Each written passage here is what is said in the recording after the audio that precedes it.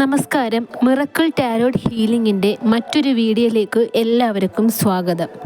ഇന്ന് നമ്മൾ നോക്കാൻ പോകുന്ന റീഡിംഗ് നാളത്തെ ദിവസം ഭഗവാൻ നിങ്ങൾക്ക് തരുന്ന ഗീത ഉപദേശം എന്താണ് എന്നുള്ളതാണ്. കാർഡ് സ്പ്രെഡ് ചെയ്യുകയാണ്. ഓം നമഃ ശിവായ. നമുക്ക് റീഡിങ്ങിലേക്ക് കടക്കാം.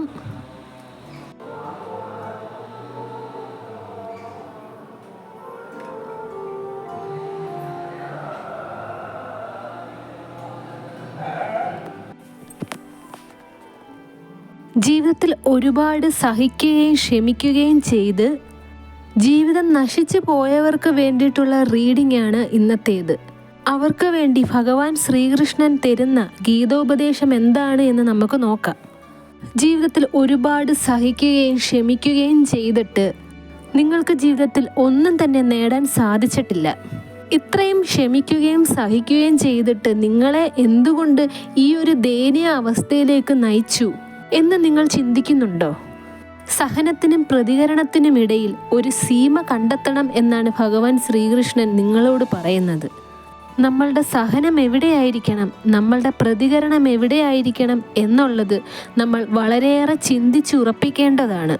അല്ലെങ്കിൽ നിങ്ങൾ എന്തിനു വേണ്ടിയിട്ടാണോ ക്ഷമിക്കുന്നത്, സഹിക്കുന്നത്, അതിന് നിങ്ങൾക്ക് ഒരു ബെനിഫിറ്റും കിട്ടുന്നതായിരിക്കുകയില്ല.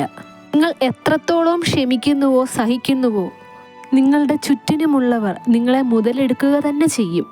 സഹനത്തെ നമ്മൾ പൂർണ്ണമായും ത്യജിക്കരുത്. സഹനം ഉപയോഗിക്കേണ്ടത് എവിടെയാണെന്നാൽ ഒരാളുടെ സ്വഭാവം മാറ്റിയെടുക്കുവാനുള്ള സമയം അനുവദിക്കാൻ വേണ്ടിയായിരിക്കണം. അതായത് നിങ്ങളുടെ ലൈഫിൽ ഇമ്പോർട്ടൻസ് കൊടുക്കുന്ന ഒരാളുടെ സ്വഭാവം മോശമാണെന്ന് നിങ്ങൾക്ക് മനസ്സിലായി കഴിഞ്ഞാൽ അയാൾക്ക് ആദ്യം കൊടുക്കേണ്ടത് കുറച്ച് ടൈമാണ്. അയാളുടെ സ്വഭാവം നല്ലതാക്കുവാൻ വേണ്ടിയിട്ടുള്ള സമയം. കാരണം ഒരാളുടെ സ്വഭാവം അയാൾക്ക് കുറച്ചൊക്കെ മോഡിഫിക്കേഷൻസ് നടത്തണം എന്നുണ്ടെങ്കിൽ കുറച്ച് സമയത്തിൻ്റെ ആവശ്യമുണ്ട്. ആ സമയം വരെ നിങ്ങൾ അയാളുടെ പ്രവൃത്തികൾ നിങ്ങൾക്ക് ക്ഷമിക്കുവാനോ സഹിക്കുവാനോ സാധിച്ചില്ലെങ്കിൽ പോലും ആ സമയം വരെ ക്ഷമിക്കുക എന്നാണ് ഭഗവാൻ ശ്രീകൃഷ്ണൻ നിങ്ങളോട് പറയുന്നത്. ആ വ്യക്തിക്ക് അവരുടെ സ്വഭാവം നന്നാക്കുവാൻ ഒരു തരത്തിലും താല്പര്യമില്ല എന്നുണ്ടെങ്കിൽ നിങ്ങൾ അവരുടെ സ്വഭാവത്തെ ക്ഷമിക്കേണ്ടതും സഹിക്കേണ്ടതും ഇല്ല എന്നാണ് ഭഗവാൻ ശ്രീകൃഷ്ണൻ പറയുന്നത്. സഹനം എപ്പോഴും ഒരു നല്ല കാര്യത്തിനെ മുമ്പിൽ കണ്ടുകൊണ്ടായിരിക്കണം എന്നാണ് ഭഗവാൻ പറയുന്നത്. നിങ്ങളുടെ ലൈഫിൽ നിങ്ങൾക്ക് വേണമെന്ന് ആഗ്രഹിക്കുന്ന ഒരു വ്യക്തിക്ക് വേണ്ടി നിങ്ങൾ ക്ഷമിക്കുവാനും സഹിക്കുവാനും തയ്യാറാകണം. ആ വ്യക്തി നിങ്ങളോട് ചെയ്ത തെറ്റുകൾ പുറത്ത് നിങ്ങൾ മാപ്പ് നൽകണം. നിങ്ങളോട് ആ വ്യക്തിയുടെ സ്വഭാവം മാറ്റുവാൻ വേണ്ടിയിട്ടുള്ള സമയത്തിന് വേണ്ടിയിട്ട് യാചിക്കുകയാണെങ്കിൽ നിങ്ങൾ ആ വ്യക്തിയുടെ ആ യാചന ഏറ്റുവാങ്ങി സമയം നൽകേണ്ടതാണ്. ആ വ്യക്തിയുടെ മോശപ്പെട്ട സ്വഭാവവും പെരുമാറ്റ രീതിയും മാറ്റുവാൻ വേണ്ടി നിങ്ങളുടെ സഹനം ഉപകാരപ്പെടുവാണെങ്കിൽ മാത്രമേ ആ വ്യക്തിക്ക് വേണ്ടി സഹിക്കേണ്ടതുള്ളൂ എന്നാണ് ഭഗവാൻ ശ്രീകൃഷ്ണൻ പറയുന്നത്. ഇപ്പോൾ ഒരു വ്യക്തിക്ക് ആ വ്യക്തിയുടെ സ്വഭാവവും ശീലങ്ങളും മാറ്റുവാൻ ഒരു രീതിയിലും താല്പര്യം ഇല്ല എന്നുണ്ടെങ്കിൽ ആ വ്യക്തിയുടെ മോശപ്പെട്ട സ്വഭാവത്തെ നിങ്ങൾ സഹിക്കേണ്ടതില്ല. കാരണം നിങ്ങൾ ആ വ്യക്തിയുടെ മോശപ്പെട്ട സ്വഭാവത്തെ എത്ര നാൾ ക്ഷമിക്കുന്നുവോ സഹിക്കുന്നുവോ ആ വ്യക്തിയിലുള്ള അധർമ്മത്തെ അത് വളർത്തുവാൻ മാത്രമേ സഹായിക്കുകയുള്ളൂ. അത്തരത്തിലുള്ള വ്യക്തികളോട് നിങ്ങൾ യാതൊരു കാരണവശാലും സഹനശക്തി ഉപയോഗിക്കാൻ പാടുള്ളതല്ല എന്നാണ് ഭഗവാൻ ശ്രീകൃഷ്ണൻ പറയുന്നത്. സ്വഭാവത്തിൽ മാറ്റം വരുത്തുവാൻ ആഗ്രഹിക്കുന്ന വ്യക്തികൾക്ക് വേണ്ടി മാത്രമായിരിക്കണം നിങ്ങളുടെ സഹനശക്തി ഉപയോഗിക്കേണ്ടത്. സഹനശക്തി എന്ന് പറയുന്നത് ദിവ്യമായ ഒരു കഴിവ് തന്നെയാണ്. ആ ശക്തി നിങ്ങൾ ഉപയോഗിക്കേണ്ടത് ധർമ്മത്തിന് വേണ്ടി ആയിരിക്കണം എന്നാണ് ഭഗവാൻ ശ്രീകൃഷ്ണൻ പറയുന്നത്.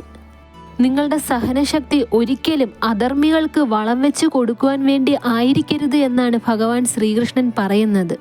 സഹിക്കുക എന്നതിൻ്റെ അർത്ഥം നമ്മളുടെ ജീവിതത്തിൽ നമ്മൾ നേരിടുന്ന എല്ലാ അധർമ്മങ്ങൾക്കുമെതിരെ മൗനമായി ഇരിക്കുക എന്നതല്ല. സഹിക്കുക എന്നതിൻ്റെ അർത്ഥം ഒരു വ്യക്തിക്ക് ആ വ്യക്തിയുടെ ധർമ്മമാർഗം സ്വീകരിക്കുവാൻ വേണ്ടി അവസരം അല്ലെങ്കിൽ സമയം നൽകുക എന്നതാണ്. ഒരു വ്യക്തിക്ക് നല്ല പാതയിലൂടെ നടക്കുവാൻ തീരെ താല്പര്യമില്ല എന്നുണ്ടെങ്കിൽ നിങ്ങളുടെ സഹനം വെറും പാഴായി പോകുന്നതായിരിക്കും. നിങ്ങളുടെ സഹനത്തെ ആരും വാഴ്ത്തുക പോലുമില്ല. മറിച്ച് നിങ്ങളുടെ സഹനത്തിന് ലോകം നിങ്ങളെ കുറ്റപ്പെടുത്തുകയായിരിക്കും ചെയ്യുന്നത്.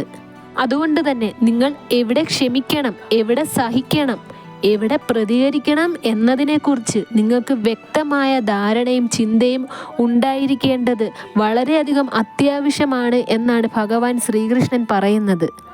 അല്ലെങ്കിൽ നിങ്ങളുടെ ആ സഹനവും മൗനവും അധർമ്മത്തിന് വളം വെച്ച് കൊടുക്കുന്നതായിരിക്കും. ഇത് ഭഗവാൻ നിങ്ങളെ പ്രത്യേകം ഓർമ്മപ്പെടുത്തുകയാണ്. സഹനശക്തി എവിടെയും അനാവശ്യമായി ഉപയോഗിക്കരുത് എന്നാണ് ഭഗവാൻ ശ്രീകൃഷ്ണൻ പറയുന്നത്. അത് ആവശ്യമുള്ള സ്ഥലത്ത് മാത്രമേ ഉപയോഗിക്കാൻ പാടുള്ളതുള്ളൂ. ഇത്രയും നാളും നിങ്ങൾ സഹിക്കുകയും ക്ഷമിക്കുകയും ചെയ്തിട്ടുള്ളവരാണെങ്കിൽ നിങ്ങളുടെ ആ സഹനശക്തി നിങ്ങളുടെ ജീവിതം നശിപ്പിക്കുക മാത്രമാണ് ചെയ്തിട്ടുള്ളത് എന്നുണ്ടെങ്കിൽ നിങ്ങളൊന്ന് ചിന്തിച്ചു നോക്കൂ. നിങ്ങളുടെ ആ സഹനവും മൗനവും കൊണ്ട് എന്താണ് നേടിയിട്ടുള്ളത് എന്ന്. നിങ്ങളുടെ സഹനശക്തി ധർമ്മത്തിനാണോ അധർമ്മത്തിന് വേണ്ടിയിട്ടാണോ പോരാടിയത് എന്നുള്ളത്. നിങ്ങളുടെ സഹനം അധർമ്മം വളരുവാൻ വേണ്ടിയിട്ടാണ് മറ്റുള്ളവരെ സഹായിച്ചത് എന്നുണ്ടെങ്കിൽ നാളത്തെ ദിവസമുണ്ടെങ്കിൽ ആ സഹനശക്തി അവസാനിപ്പിക്കണം എന്നാണ് ഭഗവാൻ ശ്രീകൃഷ്ണൻ പറയുന്നത്. നിങ്ങൾ ധർമ്മത്തിന് വേണ്ടി സഹിക്കുക, ധർമ്മത്തിന് വേണ്ടി മൗനിയായിരിക്കുക, അധർമ്മത്തിനെതിരെ പോരാടുക. അധർമ്മം കണ്ടാൽ ഒരിക്കലും മൗനിയായി ഇരിക്കരുത് എന്നാണ് ഭഗവാൻ പറയുന്നത്. നിങ്ങൾ ആർക്കു വേണ്ടിയിട്ടാണോ സഹിക്കുന്നത്, ക്ഷമിക്കുന്നത്, ആ വ്യക്തിയുടെ സ്വഭാവം മാറും എന്ന് നിങ്ങൾക്ക് 100% വിശ്വാസമുണ്ടായിരിക്കണം. ഭഗവാൻ നിങ്ങൾക്ക് അതിനു വേണ്ടിയിട്ടുള്ള ശക്തി തരുന്നതായിരിക്കും. നിങ്ങൾ അധർമ്മത്തിനെതിരെ ഒരിക്കലും മൗനം കൊണ്ടും സഹനശക്തി കൊണ്ടും പോരാടാതിരിക്കുക എന്നാണ് ഭഗവാൻ ശ്രീകൃഷ്ണൻ നിങ്ങൾക്ക് വേണ്ടി തരുന്ന നാളത്തെ ഗീതോപദേശം. ഭഗവാൻ ശ്രീകൃഷ്ണൻ്റെ ഈ ഉപദേശം കേട്ട് നാളത്തെ ദിവസത്തിനായി ഇന്നേ മനസ്സിനെ പാകപ്പെടുത്തുക. നാളത്തെ ദിവസം നിങ്ങൾക്ക് സന്തോഷവും സമാധാനവും ഉള്ളതായി തീരട്ടെ എന്ന് പ്രാർത്ഥിച്ചുകൊണ്ട് ഇന്നത്തെ റീഡിംഗ് ഞാൻ അവസാനിപ്പിക്കുകയാണ്. വീഡിയോ ഇഷ്ടമായെങ്കിൽ ലൈക്ക് ചെയ്യുക, ഷെയർ ചെയ്യുക, ചാനൽ സബ്സ്ക്രൈബ് ചെയ്യുക. നിങ്ങളുടെ വിലയേറിയ നിർദ്ദേശങ്ങളും അഭിപ്രായങ്ങളും കമൻറ്റായും രേഖപ്പെടുത്താവുന്നതാണ്.